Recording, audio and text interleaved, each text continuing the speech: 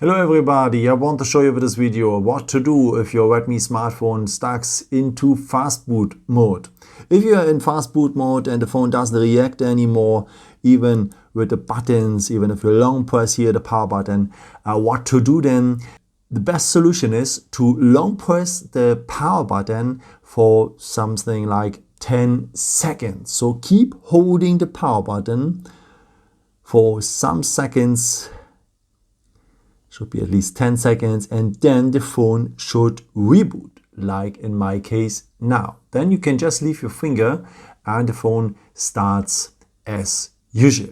Why the phone was stuck in Fastboot mode, and you can go there if you're long pressing here the power button and the volume down button if the phone is turned off simultaneously, and then you're in Fastboot mode. So please take care that you don't press these both buttons together if you want to turn on the phone. Okay. So that's it. I hope I could give you a solution for that. And yeah, maybe if you want, you can leave me a nice comment or give me a thumbs up. Thank you so much for watching this video.